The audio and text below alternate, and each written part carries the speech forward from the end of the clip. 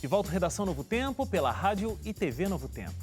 Uma pesquisa feita pela empresa de recursos humanos Randstad apontou que 74% dos brasileiros se mostraram satisfeitos com o trabalho que desenvolvem. O levantamento foi realizado em 34 países, com profissionais entre 18 e 65 anos. A pesquisa apontou ainda que o índice de satisfação dos brasileiros é semelhante à dos belgas e próximo de países como Suíça e Canadá, onde a satisfação, por exemplo, é de 75%. O que mais... Mas vamos apresentar aqui, professor Edson Trajano está aqui com a gente, economista, pesquisador nessa área. Muito obrigado, professor, por estar junto com a gente aqui no Redação. Espero que se sinta em casa, assim como já se sente no Jornal da Novo Tempo lá com o Hélio. Muito obrigado. Obrigado a vocês pelo convite. Aqui na TV Novo Tempo eu sempre me sinto em casa. Muito obrigado, sempre bem acolhido aqui. Tudo bem. Professor e também colegas aqui, o que me chamou muita atenção ao ler isso é que o nível de satisfação do brasileiro com o trabalho, ele está muito próximo de países que têm um IDH muito superior. Talvez seja a pesquisa que mais nos aproximamos de países como a Suíça, né? É muito boa observação, talvez seja, né? A pesquisa que mais nos deixa próximos ali de Suíça, Canadá, por exemplo, também, né? Bélgica. É necessário, primeiro, conhecer mais a fundo, principalmente um histórico dessa pesquisa. Nesse momento agora, o brasileiro pode estar satisfeito com o seu emprego, mas as razões são diferentes do suíço, dos belgas. É uma outra realidade, né? Enquanto os belgas estão satisfeitos com aquele emprego em função de gostar mesmo daquilo que estão fazendo, os brasileiros estão com muito medo mesmo de perder o emprego. Nós temos uma situação onde a taxa de desemprego está extremamente elevada no país. Só no último ano, nós perdemos no Brasil 1.700.000 postos de trabalho e com em torno de 11 milhões de pessoas desempregadas.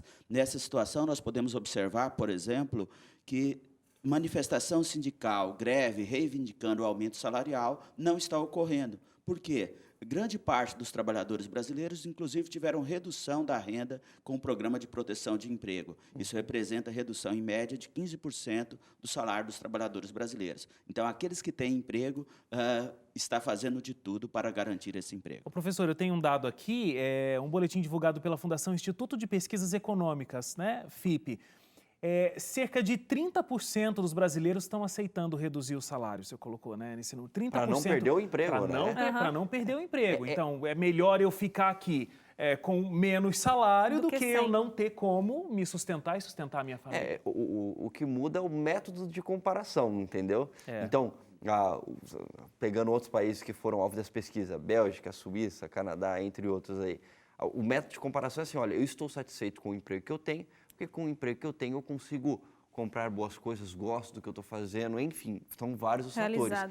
No caso do brasileiro, óbvio que aí dentro tem gente que está nessa mesma situação, gosta do que faz, tem um bom salário, sabe, enfim, consegue fazer o que gostaria com o dinheiro que recebe. Agora, uma boa parte dessa parcela tem um método de comparação assim, não, estou satisfeito com o meu emprego, eu tenho tem um monte de gente que está sem, né?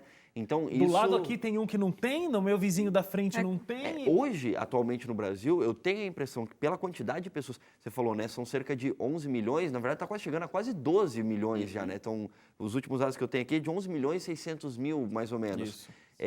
Então, quer dizer, hoje no Brasil, se você não está desempregado, você conhece pelo menos alguém que ficou desempregado recentemente. É interessante destacar isso, né, André? O problema é que as pessoas que estão perdendo o emprego, eles estão demorando cada vez mais tempo a voltar ao mercado de trabalho. Ou seja, se todos os vizinhos, e tem um grande número de pessoas desempregadas, e ele ainda conseguiu manter o emprego, sobretudo no setor industrial, que é um setor que passou por uma retração bastante significativa. É melhor eu manter esse emprego mesmo ganhando menos. E um outro aspecto extremamente importante nesse processo é a característica das famílias brasileiras hoje, que estão muito endividadas, com um processo de taxa de juros bastante elevada. Ser empregado, não consigo pagar as contas, imagine se alguém na casa perdeu o emprego. Por exemplo, essa razão do aumento da taxa de desemprego no país está diretamente ligado também a essa redução de empregos. Ou seja, se o chefe da família perdeu o emprego, mais pessoas na casa vão procurar trabalho. Hoje nós temos uma taxa de desemprego extremamente elevada, sobretudo entre os jovens, que eles estão buscando cada vez mais emprego e sem sucesso. Esse é o grande desafio. Agora, segundo o IPCA, houve uma mudança aí na previsão para 2016 e para 2017 Da inflação. Da inflação. Além de também a gente ter uma mudança na possibilidade do PIB do ano que vem. A gente tem uma contração um pouco menor do que estava prevista inicialmente. O senhor acha que realmente isso vai acontecer, professor? É bastante preocupante essa fala em termos de projeção de crescimento do PIB. Nós, no passado, bem recente, nós tínhamos um ministro da Fazenda, o Guido Mantega, sempre fazia previsão de PIB bastante elevado. Qual o resultado? Todas as previsões dele ele acabava errando e aí perdeu por completo a credibilidade. Ninguém mais acreditava no ministro da Fazenda. Então, tem que tomar um certo cuidado. Do outro lado, se você fala que a situação vai piorar e é formador de opinião, contribui para a piora. Então, o quadro hoje econômico, ao meu ver, é o quê? Nós ainda estamos descendo ao fundo do poço. Não chegamos no fundo. Não chegamos no fundo. Agora, depois a gente poder começar a subir, ainda não estamos lá. Só que tem uma vantagem, pelo menos nós estamos descendo um pouco mais devagar. Ou seja, a taxa de desemprego, que num primeiro momento tinha crescimento de 1% a cada trimestre, agora está crescendo só 0,5%. Mas nós estamos piorando ainda. Vamos esperar que até o final do ano conseguimos chegar ao fundo do poço para 2017 começar um processo de recuperação. Então, esse é um aspecto bastante preocupante. O problema é que não há ação concreta, inclusive do novo governo, que já assumiu provisoriamente e deve ser efetivado nos próximos dias, de uma recuperação das atividades econômicas, sobretudo essa recuperação das atividades econômicas, acompanhado por um processo de melhoria das condições sociais da população. Porque não é só o crescimento do PIB que vai resolver nossas questões econômicas. Por exemplo, nós temos conversado bastante aqui no Jornal da Novo Tempo sobre a questão das taxas de juros. Se as famílias estão endividadas e as taxas de juros praticamente dobraram nos últimos 2 anos e meio e continuam aumentando, é difícil pensar numa retomada do poder de compra das famílias brasileiras. E aí o senhor está falando da taxa de juros, que ela não tem diminuído, pelo contrário. É difícil a gente pensar numa inflação que vai cair nesse segundo semestre do ano e para o ano que vem, como a gente estava conversando aqui. A renda do trabalhador brasileiro diminuiu. A gente tem um número de 4,2% de queda. Parece que a média é R$ 1.972 o salário médio do trabalhador brasileiro. Onde que vai parar esse trem desgovernado aí? Mas é muito interessante essa questão que você colocou de inflação. A inflação média está em torno de 10% ao ano. Agora, o que é muito preocupante mesmo é quais os produtos que estão apresentando maior alta. Por exemplo, na universidade, eu participo de um projeto de pesquisa que nós levantamos preço de produtos da cesta básica. O feijão, nos últimos 3 anos, teve um aumento significativo de preço, mas, sobretudo, nos últimos 6 meses, aumentou praticamente 3 vezes. Açúcar aumentou em 40%, arroz aumentou em 25%. Isso só nos últimos 6 meses? Isso. Produtos básicos, leite, aumentou de forma significativa também. Ovos, aumentou 40%. Ou seja, os produtos básicos para as famílias mais pobres aumentou muito mais que a média. Ou seja, a inflação dos pobres é muito maior do que a inflação da classe média brasileira e dos ricos. Pensando, um sujeito que ganha um salário de R$10 mil, qual é a participação desse salário na aquisição da cesta básica ou na compra do feijão? Pouco significativo. Agora, aquele aposentado e trabalhador que ganha um salário mínimo gasta praticamente toda a sua renda comprando esses produtos básicos, que tiveram, em média, aumento de 40%. Agora, uma coisa que acaba sendo um fenômeno dessa situação também que o brasileiro vive nesse momento, com redução de emprego, aumento dos preços, etc., é o famoso bico, né? Bico no sentido de um trabalho extra. Porque o que acontece? Muitas empresas buscam, inclusive, diminuir o número de empregados, etc., não só pelo salário que tem que pagar, mas, obviamente, existe toda uma carga tributária para você ter um funcionário, né? Em média, se diz que o valor de um funcionário com carteira assinada para a empresa é o dobro, né? Então, só de impostos e tudo mais é o dobro do que vale o salário da pessoa.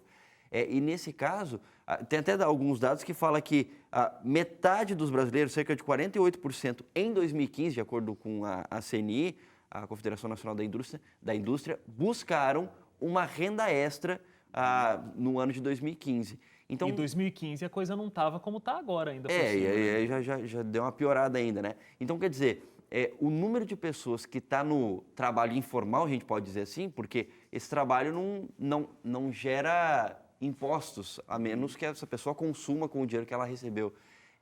Cresce também. Então, isso também não é positivo para o governo, né? Que as pessoas tenham esse trabalho paralelo, né? Ou seja, André, você está falando muito bem isso. Não só ocorreu uma redução do emprego formal e também um aumento da taxa de desemprego, mas aumentou a precarização do trabalho. Trabalhadores empregados de forma muito precária. O que é preocupante hoje? Grande parte do governo, sobretudo o governo atual, está propondo uma reforma na legislação trabalhista. A ideia básica e o discurso básico é que eu vou trazer para a formalidade aqueles que estão informais. Mas eu não acredito nessa história. Primeiro porque nós temos parte desse 100% que vai na folha de pagamento é salário indireto para o trabalhador. Por exemplo, quando eu falo em 13º, férias, multa sobre FGTS. Aquilo é renda do trabalhador, é como se fosse uma poupança do trabalhador. Quando eu flexibilizo essa legislação trabalhista, a possibilidade de rotatividade no mercado de trabalho será muito mais elevada. O exemplo é sempre a economia americana, mas nos Estados Unidos não tem tanta regulamentação assim. A economia americana é diferente, nós temos um processo, uma economia muito mais estabilizada. Os fluxos de variação de PIB no Brasil é muito alto. Nos Estados Unidos, nós não temos queda de 4%, como tivemos aqui. Também não temos crescimento da economia, como foi 7,5% no Brasil, como em 2010. Ou seja, tem uma estabilidade econômica maior. Então, quando você flexibiliza isso, o que acontece? Em um momento de crise, vamos ter um maior número de demissões. E aí a situação piora muito. E nós discutimos, inclusive, no Jornal da Novo Tempo, na segunda-feira, a questão previdenciária. Quando eu faço uma flexibilização disso, muitos estão falando, vamos reduzir a contribuição previdenciária. Se a Previdência está já com dificuldades, imagine você flexibilizar isso, incluindo a questão previdenciária. A situação tende a piorar e muito. Então, nós precisamos, sim, retomar o crescimento da atividade econômica, mas manter esses direitos trabalhistas que foi conquistado ao longo da nossa história. Eu não vejo possibilidade de flexibilização aí. Tanto é que a grande maioria que defende o setor empresarial para ter uma flexibilidade maior. Nem sempre o que é bom para o empresário é bom para o trabalhador. E essa briga continua entre as duas classes sociais. O senhor trabalha numa universidade, está acontecendo uma coisa um pouco contraditória, talvez. Eu sei que muita gente está procurando se especializar com essa crise para ver se consegue se qualificar melhor para o mercado de trabalho e, ao mesmo tempo, com a crise, quem está saindo da faculdade está tendo muita dificuldade de encontrar emprego, como o senhor mesmo disse, com a classe jovem, talvez que não tem experiência, ou que também tem aquela contradição de que quando a mão de obra é mais inexperiente, acaba sendo mais barata. Mas eu queria saber como que o senhor enxerga esse cenário em que muita gente veio para a faculdade com o auxílio do governo, então teve muitos egressos, e agora para onde que eles vão? Ou talvez o senhor enxergue de maneira mais positiva, né? Então, o que precisamos analisar essa questão, primeiro é necessário pensar políticas mais de longo prazo. Por exemplo, nós temos no Brasil um grande número de estudantes que saem no mercado de trabalho na área de engenharia, de tecnologia. Só que qual é o problema? Nós temos um modelo, por exemplo, de industrialização brasileira que acaba importando praticamente todo esse processo de inovação tecnológica. Eu fiz doutorado na principal universidade da América Latina, que é a USP, e qual é a dificuldade nessa universidade? Pesquisas aplicadas. Não adianta pensar em formar um grande número de trabalhadores e se as empresas, o modelo de empresas cada vez mais internacionalizada, não utiliza essa mão de obra, de fato, produzida no Brasil. Por exemplo, nós temos o setor automobilístico e a região aqui onde está a TV Novo Tempo, Jacareí, São José dos Campos e Taubaté, tem muitas fábricas de automóveis. Essas fábricas passaram por um processo de modernização. Cada vez que é colocado um robô na linha de montagem da fábrica, esse robô cria emprego e destrói emprego. Agora, qual é o problema? Os empregos criados são na Alemanha e nos Estados Unidos, que lá que são fabricados os robozinhos. E quando implanta o robozinho na nossa linha de montagem aqui, nós perdemos empregos. Então, os jovens engenheiros nossos têm dificuldades de inserção nesse mercado de trabalho, porque esse processo de produção tecnológica, que é poupadora de mão de obra, não acontece em território nacional. Ou seja, a ausência de uma política industrial no Brasil. Nós ficamos muito dependentes das grandes empresas transnacionais, sem, de fato, bater de frente com essa questão. Pegando professor, Muito bom Fica à isso. vontade, Hélio. além da falta de incentivo industrial, eu acho que a gente também tem aqui no Brasil a falta de incentivo de empreender.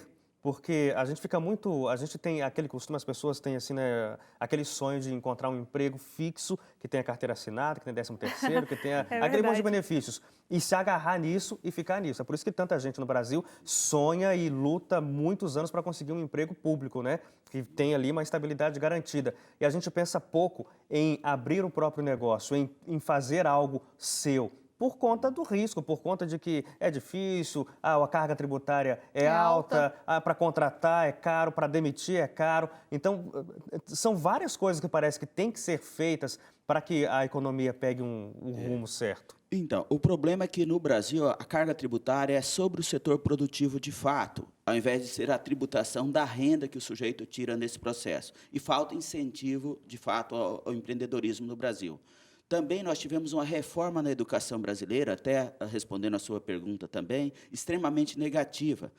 A expectativa do brasileiro aumentou muito nos últimos anos, isso é uma notícia boa. Por exemplo, nos últimos 30 anos, nós aumentamos em 9 anos a expectativa de vida. Agora, o que o governo federal fez na legislação educacional? Reduziu o tempo de duração dos cursos superiores.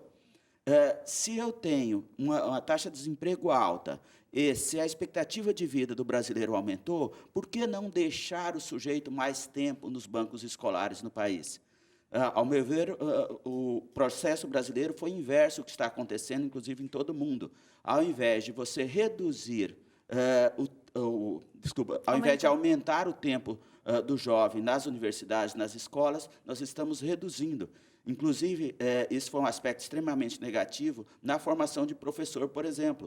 Eu quero ter um professor de qualidade, mas eu reduzo drasticamente a carga horária de formação de professor. E isso, inclusive, foi revisto, já que foi um tiro extremamente errado feito pelo governo. Agora, a partir de 2017, vamos voltar a uma carga horária maior. Mas nas engenharias acontece a mesma coisa, na economia, em todos os cursos, praticamente, uma política. Eu quero aumentar o número de pessoas portadores de ensino superior no Brasil.